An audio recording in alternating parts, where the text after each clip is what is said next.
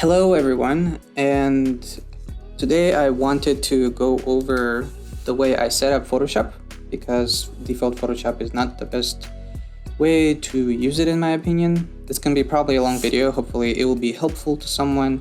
Sometimes I'm gonna be jumping around from advanced stuff to more beginner stuff. I hope this helps. I reset my Photoshop completely. I believe this is the way it comes. And you are greeted with home screen. You create new document. Let's make a 2x3, and this is what usually is showing up. And first things first, nobody needs to learn, nobody needs libraries. Completely shouldn't even be there in the first place, honestly. I don't use swatches, and I just want to say that I'm actually a digital painter. I don't do too many photo edits, so this is more for like painter stuff. Properties, really amazing thing to have, but I don't see why do I need to have it here all the time, so I just drag it in one of the panels so I can open and close it whenever I need to. Adjustments, big complaint I have honestly is the fact that it's not scalable, like it's the same size all the time. The icons are just too small, honestly. People should try and makes it like scalable, like the color wheel or something like that. It's way too small. Anyways, I drag it into adjustments so it doesn't take up space, and I don't use adjustments too much. I usually have it in post-process.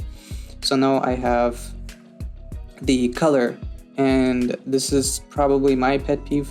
It just makes no sense to me because you have two black points, one white point, and one color point. Why do you need two if there's only three scales that you're doing is hue, saturation, and brightness? So I always change it to color wheel. First you get HSL, and it's super useful to have it handy. And second of all, triangle just works so much better in my opinion, and you get the whole color wheel and just looks a lot nicer, easier to use. But that's just my personal preference. Next thing is usually I have channels and paths the same part, the same place. I don't really care about that. So let's say I have a brush and I want to paint something, right? An annoying thing to me is this. You have different layers of different sizes, and if you look on the right, you can't even see anything on layer 2, which is the small circle. I really don't like that, and usually what I do is go into the layer option, panel options. First I change thumbnail size to at least medium. Depending on your screen size, it will be different, but this is a lifesaver and it's best to have it either large or medium. I don't know why it's on small from default. And this is a big one. This is layer bounds instead of entire document. I really think that makes more sense. If you have small details in your painting or something like that, like let's say I make like 3 lines, you can really see where they are and what it is. Downside is obviously if you have 3 similar objects that are different sizes. Let's say I make this one. It's almost the same thing as layer 1, but they're different sizes on canvas, but I don't really see a problem with that for my personal taste, so just keep that in mind. I really don't like the way default thing works. Next thing is usually I have actions set up because actions are a lifesaver. I highly recommend checking it out and figuring out what's a good action to use and how it works exactly. One of my favorite actions that I usually set it up, so let's just do it right now. If you have a painting, let's say I have sky and I have the sun or something like that, and I have green grass, and it's there. All right, I finished, and I say, well, usually I want to add details or noise to my painting, and it really is super useful to use non-destructive noise. And in order to use non-destructive noise, quick tutorial if you don't know, you usually click into 50% gray, you flood fill it, you go into filter, noise, add noise, and you add whatever you need. And then you set it to overlay. And because it's 50% gray, 50% gray will not show up on overlay. So now you have noise on your painting. And I wouldn't go with 13% or whatever it was, but it's really useful to have some after you finish your painting to give it some texture, because to get rid of like some digital perfectionism in it. But it's really time consuming to create noise every single time. So let's create noise. Let's do noise. And now it's recording, as you can see. You create new layer, you flood fill it with 50% gray, you go into noise, you add noise, and then you can click overlay. And after that, you're pretty much done. And in theory, it should work. Let's say I want noise, and I play it, and now it creates more noise every time I click on it, right? It's super amazing. And another one that I usually set it up for is saving. Instead of going save as or export, and I have to click JPEG every time, I just set up an action that is basically gonna save it to my desktop without changing any names. And I will set it to, I believe I usually set it to export save for the web, because it helps with the size of the painting and it helps with the color management if you're doing it for Instagram, for example. I set it up for that. And then at the end, I click Command W, which is close the document. So then you basically don't have to worry about doing anything. You're done with your painting, click one button and it saves and closes the document on its own. Super great. Another way to shorten your work process is set up the action into button mode. So right here, there's button mode. So instead of clicking on it, the one I want, and then clicking play, I can just set it up for button mode, and I can just keep clicking it and it'll keep doing the action. So super useful. And let's get to the next part. Another thing I always change in Photoshop, when you first open it, when you zoom in, a lot of times you're gonna get this weird crappy grid, which I have no idea what is it for, who uses it except pixel artists. It's really annoying. In order to get rid of it, you should go into view, show, pixel grid, turn it off, and after that you can zoom in without any problems. I will go over now some tools and changing the tools, because I really don't like the way it's set up sometimes. So let's say I have my painting selected and I move it, right? But what if I want to scale it? Well, a lot of times you want to do Command T for transform, and then you have these handles. Makes no sense to me. I think show transform controls should be on by default, and now I can see them immediately. Another ridiculous thing that I think should be off by default is auto select. I have seen so many young artists hating on the fact that every time I click on anything, it gets selected and I can't move it, blah, blah, blah. Just turn it off, but then you're gonna go, well, now I have to go into layer panel to select anything, right?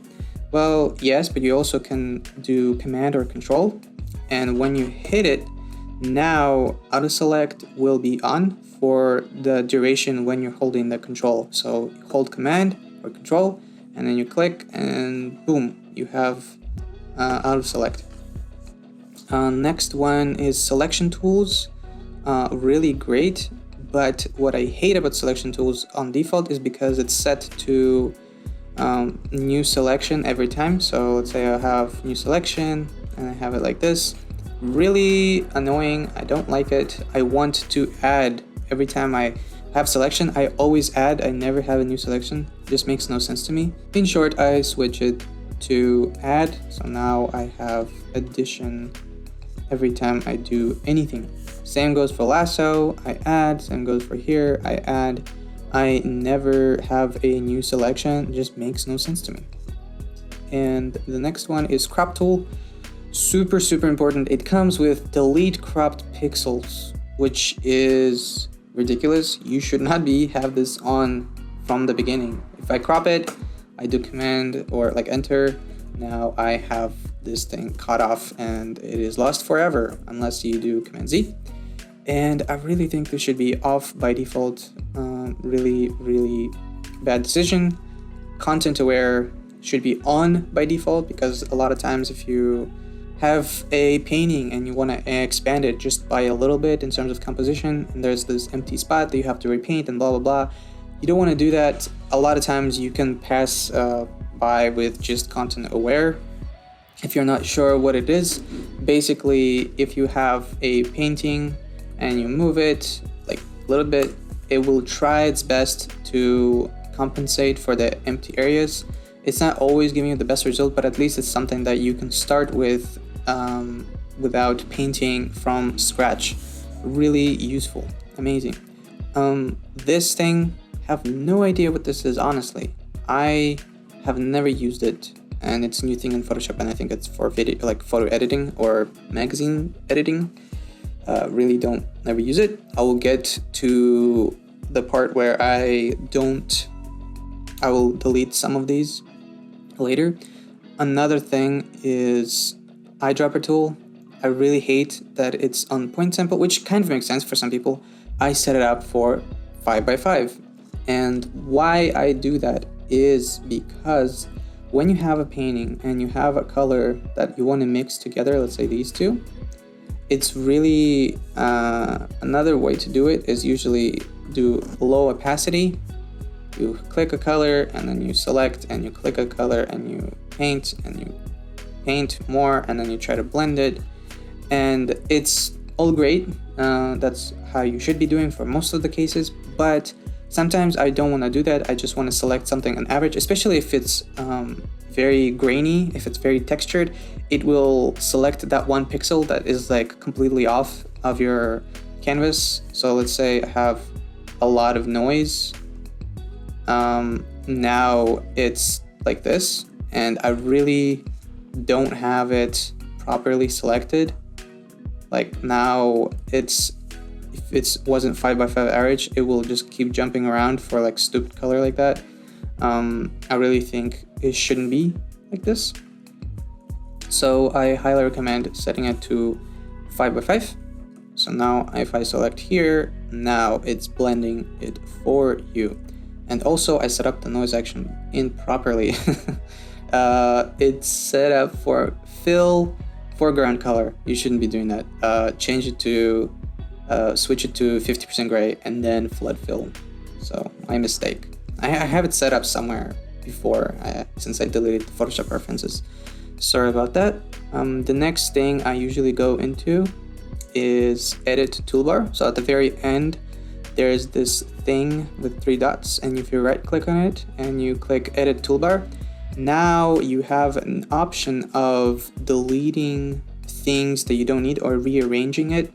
So even from the start, single raw marquee tool, single row, which is basically 1 pixel sized marquee tool.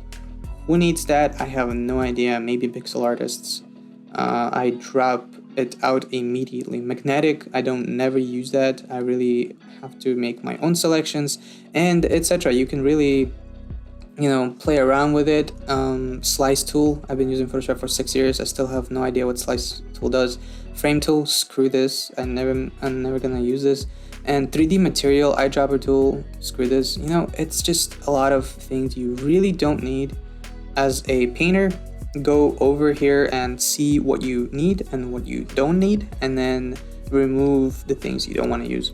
Another thing you can do is actually drop and drag from one panel to another, which is pretty amazing. The next one is very important, which is preferences, and it's a lot to go through, and hopefully we'll go over some of the major things you should be changing.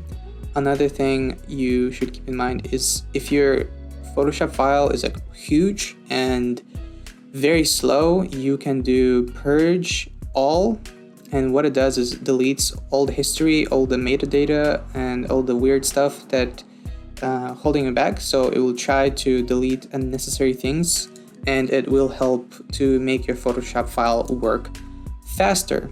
So in short, let's go into preferences. In order to get the preferences, you can go edit preferences, or you just do Command K. So that's what I'm gonna do. And a lot of things are here optional, and some things are kind of very mandatory, so I'll try to go over all of them. Another thing that I usually change in general preferences is skip transform when placing. Super annoying thing is, by default, if you have a document like this and you have 50 JPEGs you want to drop into your painting, you have to drop it and you keep hitting enter. I'm going to demonstrate, like if I drop it, and usually what it does is drops in the middle or so, and then that's what it looks like as if it's transformed, and you have to click OK, and that's what you keep doing for hours on end. Don't do that. Just skip transform when placing. Another thing you can do is disable home screen. Home screen is this page. If you don't want this, you can go straight into here. In order to do that, just disable home screen. I'm just gonna keep it on because I usually use it. In interface, you can change the color of Photoshop. I don't like changing it because I think the gray that comes with is alright. And then here in presentation, you can change the UI scaling for UI elements and text and stuff like that. I think you should be looking into it if you have a small screen and have some free up the space. I highly recommend checking that out. Workspace, it's another one. I love taking this one, enable narrow option bars, which basically will make the color adjustments, untitled document, all of those things. He was gonna like smush it just a little bit, and it will give you some more space, and your UI is gonna look cleaner. Some people prefer it, some people don't. Let me restart Photoshop so I can at least show you the way it works. So I actually, it's the wrong panel, but I will still recommend you using this one. Large tabs is the one I was talking about. Sorry about that. If you go into large tabs, now it's gonna smush it. See, if you can turn it on, turn it off, the text becomes the same size, but the spacing is a little bit different. It looks uglier in terms of graphic design, but it makes the screen a little bit cleaner and less distracting. Enable narrow option bar. Basically, in your tools, if you select tools, a lot of times now you're gonna get icons instead of text. So let's see, this one is automatically select. This is show transform tools. So now instead of text, it's actually icons for most part. And you can see here, this little like wave thing says smooth edges transition. So basically it will make your UI cleaner, and it's a nice change of pace. If you've been using Photoshop for years, highly recommend checking it out. If you're a beginner, I don't recommend using it because you have to remember what each thing does without text, so it's kind of annoying. Another thing that I want to go over is overscroll. Overscroll is a huge thing for me personally. I hated Photoshop for that exact reason. I will show you why. In short, if you have a document full screen, or if it's smaller, I click or hold space to pan. I cannot pan. I'm doing everything. I can't pan. This is so frustrating when I was starting out. But when you zoom in, you can pan as much as you want. And it just made no sense to me because I want to pan when I'm in the middle of the painting. I want to pan at all times because I choose to. Why is Photoshop restricting me? A solution that I found in the first place was if I click F, now Photoshop will try to minimize and remove stuff, and it's gonna look cleaner, but it will also allow me to pan around as much as I want, which is great. But at the same time, when I hit Command 0, now my painting is off center for some reason. I don't know why. I hope they fix it. They probably won't. But basically I would hit F and I would have to keep going in and out of that option or zone. I really hated that, and I just recently realized that in tools there's an option for overscroll. If you have it on, now I can do it whenever I want, which is, I think this should be on by default. Jesus Christ, should be on by default. Like, come on. The next one is basically performance hit. If you have problems with your computer that's slow or it's not working properly, Photoshop has like a little bit of a lag, I highly recommend turning off animated zoom and enable flick panning. Basically, when you zoom in, it will look tiny bit more choppy, but the performance will be better. For some reason, I noticed some performance hit with brushes, which is super ridiculous. Why is panning that I'm not using, why is it affecting my brush strokes? I have no idea, but it did, so I always keep it off because it just makes no difference to me personally. File handling. I usually go in here a lot when I first open Photoshop. In short, this one, recent file, if you click file and then you click open recent, it's going to show you a bunch of files that you've been working on before, but it will only show up to 20, which is sometimes you want more. So change this number, it will show you more, show you less. I don't think it makes a big performance hit, which is great. Thank you, Photoshop, for making at least one thing that doesn't affect my brushes. Another thing I highly recommend looking into is these two options. Disable compression of PSD and PSB files. If you don't know what PSD and PSB difference is, in short, PSB files are basically Photoshop files that are larger than 2 gigabytes. I had a poster I was working on. I wanted to push Photoshop to its limits. I created a poster that was basically 40 by 50 inches. I made it and I tried saving it. It didn't let me. It said file is too huge, which is super annoying because Photoshop should be telling you why. I don't think it does. Hopefully they will fix it. In short, if you can't save your Photoshop file, go into File, Save, File, Save, and right here, you should choose Large Document Format. And that will be PSB, which now supports bigger files. And some people need PSB, some people don't. If you don't use PSB files, and you are sure that your file will not be over 2 gigabytes for the most part, go into here, maximize PSD and PSB files compatibility, turn it off. This should improve your Photoshop file in terms of performance. It might not for most cases, but basically the more compatible it is, the more complicated the way it's going to be for Photoshop to save it. Basically, it'll save you time saving it, that's it. And maybe performance will be better. Disable compression should be on. I have no idea why.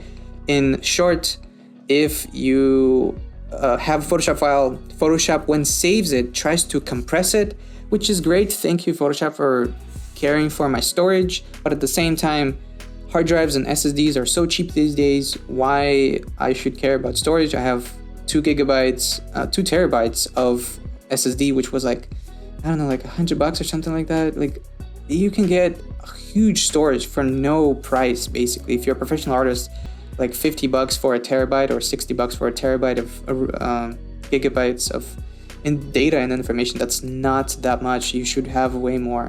Disable compression, just turn it off, it'll save faster and work better. The next one is file saving options. I usually go in here and I change these. It says automatically save recovery information every blah blah blah. In short, if you save your file and you work on it 10 minutes, it will save again without letting you know. So in case it gets corrupted or maybe your Photoshop throws hands at you, it will save. In short, if you are paranoid, set it to 5 minutes. If you are like me and you make separate files all the time and you never had a problem with corruption, which I never did. I've been using Photoshop for 6 years and I had some huge files with many filters and all that. I never had a problem with it. I set it up to 1 hour because I really don't care and it doesn't really matter. Quick export format is basically the options for here. If you go into File quick export. You can change it from PNG to JPEG, which is useful for some people because I save a lot of JPEGs because Instagram only accepts JPEGs, unfortunately. Performance, another one which is a huge pain in the ass for the most part, because reason being, a lot of this either doesn't make sense or it's not set up correctly from the beginning. I will start with easy one, which is memory usage. It's set to 70% in the beginning. I usually set it up to 90 or 100. I tried 100 just recently. So far I have no problems. But the reason being is because I have 32 gigabytes of RAM. Keep that in mind. I have a lot of files open and all that stuff.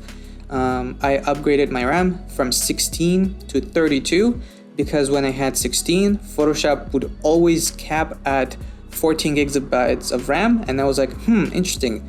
Is it not using more because it's not allowed to, or is it because I don't have enough? So then I upgraded it to 32, and after that, some of my files started taking up more than 16, which is like 20 gigabytes of RAM. So it just kind of baffles me how the Photoshop manages RAM. So you just usually set it up to the maximum or 90 if you have not that much RAM. Next one is graphics processor settings. If you hover over any of these panels, at the bottom it's going to have a description on what it does. It will help you show you live updates for your blur or liquify and like all of those things. In short, default settings are actually fine, as I think it is. It's in advanced mode and all of that. But basically, if you have any problems with Photoshop, it is good to turn it off and check how it works, and turn it on and check how it works again. It sucks that you have to just kind of eyeball it, but that's how it is. So let's try it right now. I have an NVIDIA. Usually NVIDIA is fine, like AMD sometimes gives you problems. But let's see if I have this. Oh, nice. My precision sensitivity doesn't work.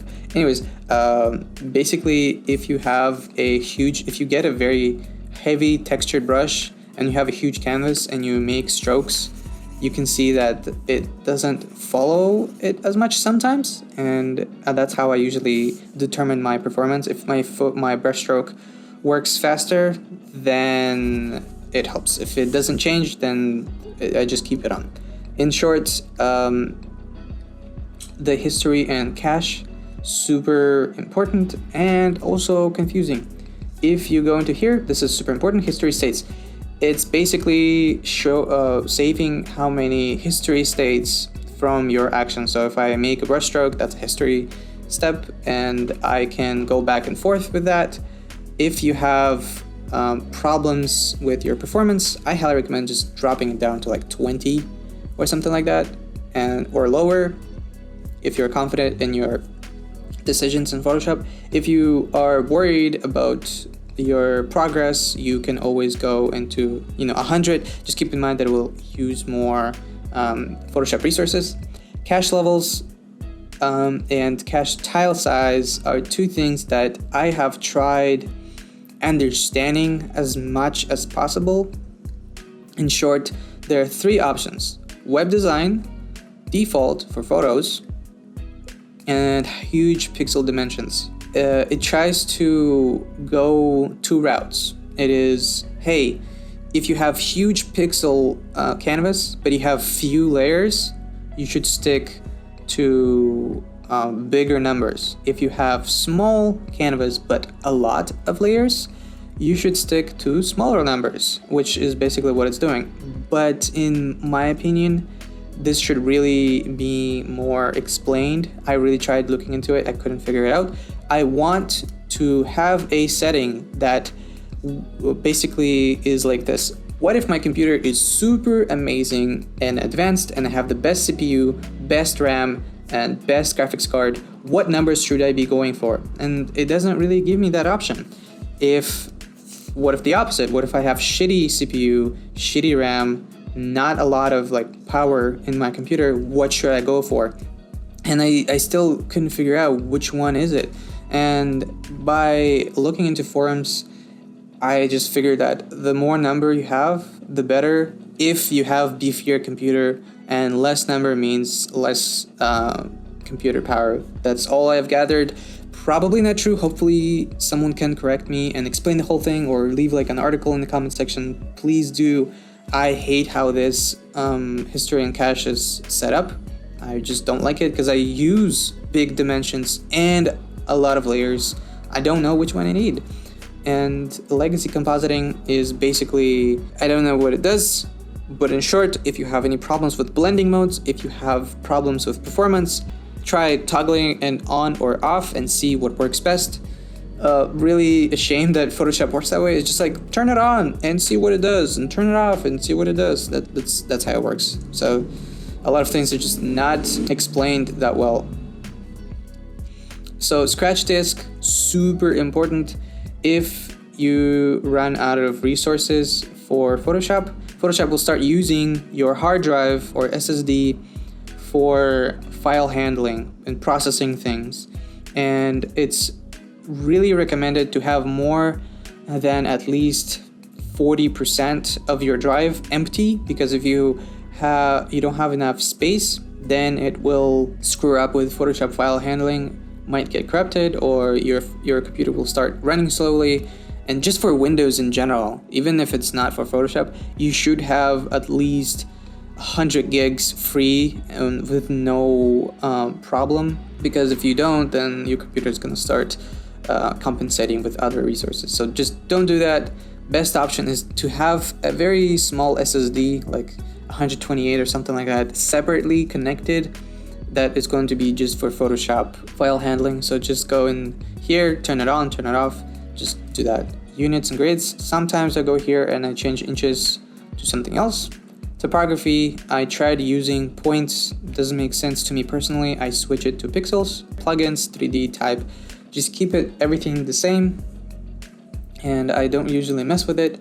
If you have problems with your Wacom tablet or whatever tablet, a lot of times it's A, Windows ink, B, your tablet is screwed up, or your drivers are screwed up, and Photoshop is being, weird about it.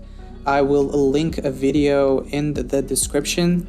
Basically, a guy who is going over Photoshop problems, because your Wacom or your tablet will use Windows ink at the same time as with Photoshop.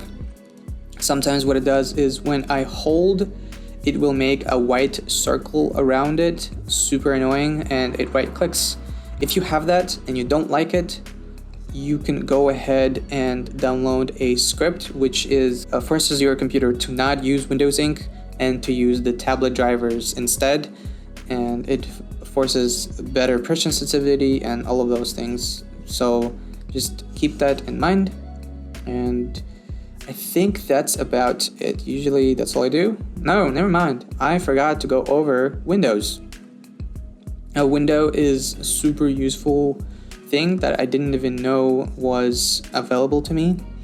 And window arrange, I go into a new window from my Photoshop document. So now I have the same document opened, but it is in two different tabs. Who might use this? Well, if I undock it and then make it smaller and then press it here, or if I have a second screen, which is super useful to use if you are a professional digital artist, I heavily recommend investing in any monitor, second monitor at all. Like they're like super cheap. Like maybe you can get one for $150 for like super calibrated, decent big screen. Just connect that if you have it like this, and now I can draw and paint what I want with details, but at the same time I can check it out what's happening on my main canvas and see what's being lost, what kind of details are there, what kind of details are not there. Another amazing thing I can do is proof setup. It's a huge topic for me personally because I see a lot of artists doing it and they don't do it properly. So in short, if you have basically a bunch of colors, right? You have a painting, let's say it's a painting, and you have that, and you say, well, I want to check my values. First thing that people do is go into adjustments layer, hue saturation, and they bring it like this. And they do saturation 0. Well, where are my values? Well, this is all the same, but this is dark. Well, that's not how it is in reality, unfortunately. That is not how you check for your values. To check for your values, a simple way, if you don't have Photoshop, you should fill it with black. And once you fill it with black, you set your color blending mode with color. It's not the most accurate way, but at least it gives you perspective as to what you're doing. So you see the difference. So this is with hue saturation, this is with color filled. Way different. You can see that blue is actually dark, how it's supposed to be. Green is actually lighter, just like it's supposed to be. Super useful. Another way to do it is go into View, Proof Setup, and here in Custom, what you want to do is you go into Gray Gamma 1.8. That's what I've seen in other tutorials from other people. I don't know why it's this one. Don't even bother asking me. I have no idea. Now I have this Proof Setup. Well, this is cool. What else you get, Timil? Basically, if you do Control Y, you can toggle it on and off and see if it works or it doesn't. Well, that's cool, but that's not cool enough. Well, if you have your new tab open, you do Command Y, and in here you can, I guess you have to do it twice. That's weird. That never happened to me. Basically, if you have set up Proof for 1.8 again, now I have painting in front of me with colors, but on the left side I see all of its values, and I actually see it live happening, like, oh, well, I used too dark of a color. Like, for me, these two colors are kind of the same, and I would think that if this is closer to blue and this is red, this should be darker, right? Well, no, because I used different hues, and in here you can see that red is actually darker than the blue. So really highly recommend checking that out, and that's about it. Hopefully you learned something. This was a very long video. I hope you made it through. I basically shared all my knowledge that I usually do when I first set up Photoshop, because I wish I knew these things when I first started out. It's not really the basic things that people go over a lot of times. And yeah, that's it. If you have any questions in the comment section, just let me know. And yeah, happy painting. Oh, my bad, last thing, Jesus. Another thing, oh my god, I'm missing out on so many things. Another thing you should do is, if you have pen tool and you click here and you create a pen tool, you say, well, you go into paths and you want right click and go stroke path, and right here you go into brush and you simulate pressure, and it looks cool, right? It's amazing. Now I got a clean stroke, and sometimes you need to use it, and it looks amazing. But thing is, it takes forever, right? Well, in order to bypass that, sometimes what you can do is you do this, do that, and you hit B for brush, and you just click enter, and boom, that's it. You have an entire thing in one shortcut. Why is this not a shortcut in here in stroke path? It doesn't say anything about that. Pisses me off that Photoshop doesn't want your user base to know all these things, because if it was there, I would have been using it like every day. So this is another quick tip that you can use. Really a shame that Photoshop doesn't have a good UI to show you all the little tricks and tips you have to like figure out after years and years of using it. And I think now that's it. Hopefully you learned something. I hope this helped, and happy painting. That's it.